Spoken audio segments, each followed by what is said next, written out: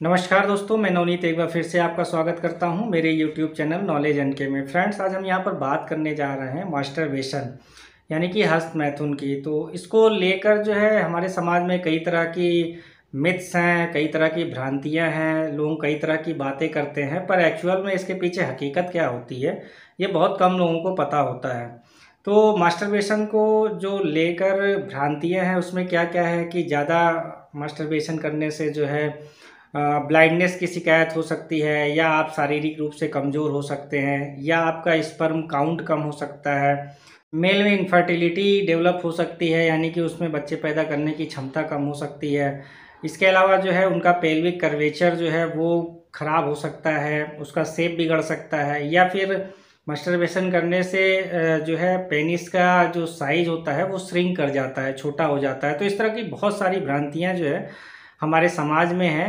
तो इस तरह की बातें आपने बहुत लोगों से सुनी होंगी या कहीं ना कहीं पढ़ी जरूर होंगी। अब ये बातें कहाँ तक सही है? क्या मास्टरबेशन हस्तमैथुन करना गलत है? और अगर हस्तमैथुन करना सही है तो उससे फ़ायदे क्या क्या होते हैं, या अगर ये इसको करने से जो है कोई नुकसान है तो नुकसान क्या हो सकता है? तो फ्रेंड्स, इन्हीं सारी चीज़ों को लेकर आज हम यहाँ पर बात करेंगे। फ्रेंड्स, चैनल पर पहली बार आए हैं तो चैनल को सब्सक्राइब करना ना भूले। वीडियो अगर पसंद आए तो लाइक एंड शेयर करना ना भूले। चलिए,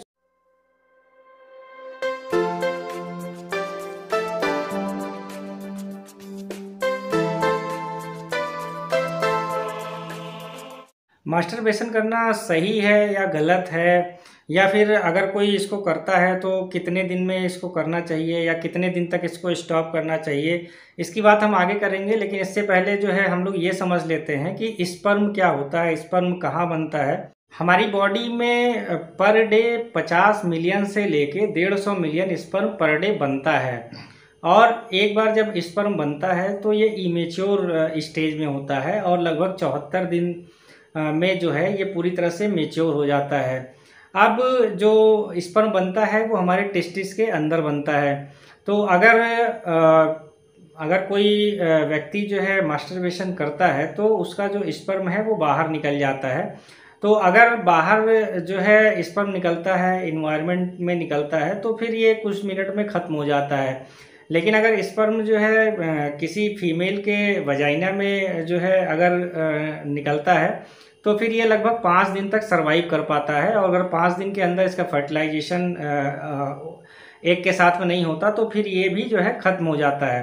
अब अगर कोई व्यक्ति जो है मास्टरबेट नहीं करता, हस्तमैथुन नहीं करता, ना तो वो किसी तरह का सेक्सुअल इंटरकोर्स करता है, तो फिर ये स्पर्म जो है व्यक्ति के टेस्टिस में ही पड़े रहते हैं और लगभग 74 दिन बाद ये अपने आप ही जो है ख़त्म हो जाते हैं। क्योंकि जो चीज़ पैदा हुई है वो चीज़ ख़त्म होगी तो वो टेस्टिस के अंदर ही ख़त्म हो जाते हैं। और एक बार जब ये ख़त्म हो जाते हैं तो बॉडी इसको एब्जॉर्ब कर लेती है।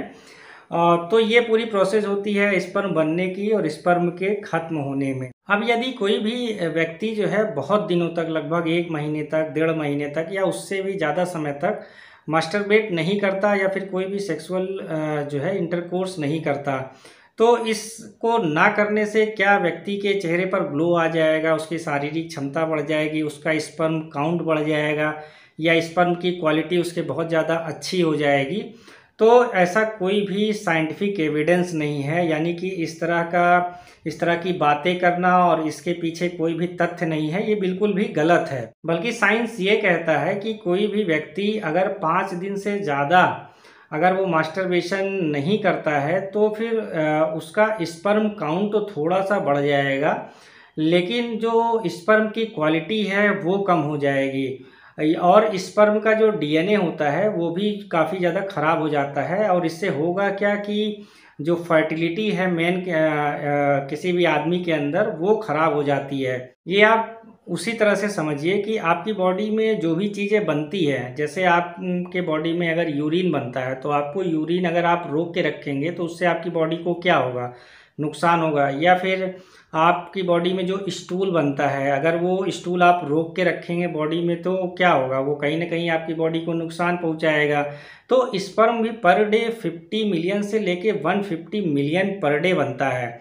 तो जाहिर सी बात है कि जब आप मास्टरबेट करते हैं तो फिर वो आपकी बॉडी से स्पर्म जो पुराना वाला है वो बाहर निकल जाता है और फिर नए स्पर्म बनते रहते हैं। अगर आप मास्टरबेट नहीं भी करेंगे तो भी जो ये स्पर्म टेस्टिस के अंदर बनते हैं अल्टीमेटली उसको ख़त्म ही होना होता है। तो अगर 5 दिन से ज़्यादा आप या तो कोई सेक्सुअल इंटरकोर्स नहीं करते और मास्टरबेट भी नहीं करते तो अल्टीमेटली जो है आप अपने स्पर्म की क्वालिटी को ही ख़राब करते हैं।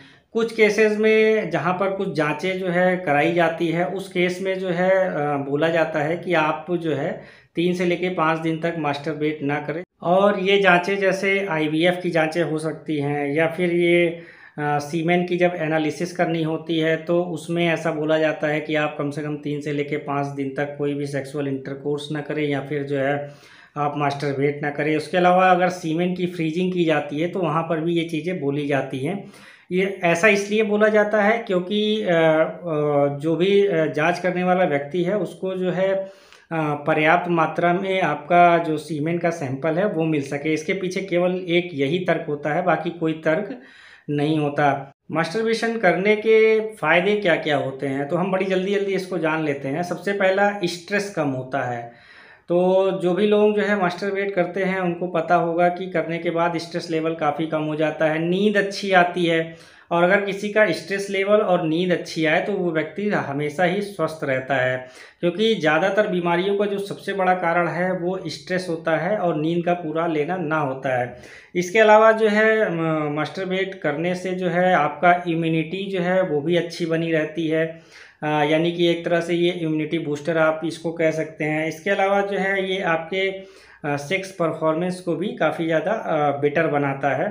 एक फ़ायदा इससे और होता है कि प्रोस्टेट जो ग्लैंड होती है हमारी बॉडी में, उसके कैंसर होने के चांसेस जो है वो काफ़ी ज़्यादा कम हो जाते हैं। और जो आपके दिल से जुड़ी बीमारियां होती हैं वो भी काफ़ी ज़्यादा कम होती हैं, क्योंकि मैंने पहले ही बताया कि मास्टरबेशन करने से आपका स्ट्रेस और नींद वाली प्रॉब्लम जो है वो ख़त्म हो जाती है, यानी कि आपका स्ट्रेस लेवल घट जाता है, नींद बराबर आती है। तो जब ये दोनों चीज़ें आती है तो आपके दिल की जो बीमारियां हैं वो भी काफ़ी ज़्यादा कम हो जाती हैं। एक फैक्ट और सर्वे मैं आपसे यहाँ पर शेयर करने जा रहा हूँ, तो ये सुनकर जो है आपको काफ़ी ज़्यादा सरप्राइज़ भी होगा। और इसमें साफ साफ ये लिखा है कि जो 14 से 17 साल के बच्चे होते हैं, चाहे वो लड़की हो या लड़का हो, तो लड़कों का जो मास्टरबेशन करने का जो क्वांटिटी है वो लगभग 75% है। और महिलाओं में ये देखा जाए, यानी लड़कियों में ये देखा जाए 14 से 17 साल की उम्र की लड़कियों में, तो लगभग 50% लड़कियां ऐसी होती हैं जो कि मास्टरबेशन करती हैं। ये तो लोअर एज की बात मैंने की है। अगर अपर एज में लेंगे तो 55 प्लस की जो लेडीज़ हैं उनमें भी ये देखा गया कि 33% जो लेडी हैं वो मास्टरबेशन करती हैं, और 60 प्लस के जो मेल होते हैं वो भी लगभग 50% ऐसे होते हैं जो मास्टरबेट करते हैं। तो इतनी बड़ी क्वांटिटी के लोगों को अगर किसी भी तरह की समस्या नहीं आ रही है मास्टरबेट करने से, तो अगर आप बहुत ज़्यादा मास्टरबेट करते हैं और आप इसको जो है धीरे धीरे कम करना चाहते हैं, तो एकाएक इसको पूरी तरह से बंद मत कर दीजिए किसी के कहने पर, नहीं तो अल्टीमेटली ये कहीं ना कहीं आपकी बॉडी को नुकसान ही पहुंचाएगा। बल्कि आप इसको जो है धीरे धीरे कम कर दें, यानी कि अगर आप दिन में 5 बार 6 बार कर रहे हैं या 3-4 बार कर रहे हैं तो धीरे धीरे करके इसको 2 बार करिए या 1 बार करिए, या आप इसको जो है अल्टरनेट डे पर जो है शिफ्ट कर सकते हैं। तो धीरे धीरे करके ये कम हो जाएगा। पर एकदम से बंद कर देना, कई कई महीनों तक बंद कर देना, ये पूरी तरह से गलत है। अगर आपको कोई ऐसी राय दे रहा है तो ये कहीं ना कहीं आपकी बॉडी को नुकसान पहुंचाएगा। तो फ्रेंड्स, कमेंट बॉक्स में कमेंट करके आप ज़रूर बताइए आपको मेरी ये वीडियो कैसे लगी। इससे रिलेटेड कुछ और भी क्वेरी अगर आपके मन में चल रही हो तो आप मेरे कमेंट बॉक्स में कमेंट करके पूछ सकते हैं। आपका बहुत बहुत धन्यवाद।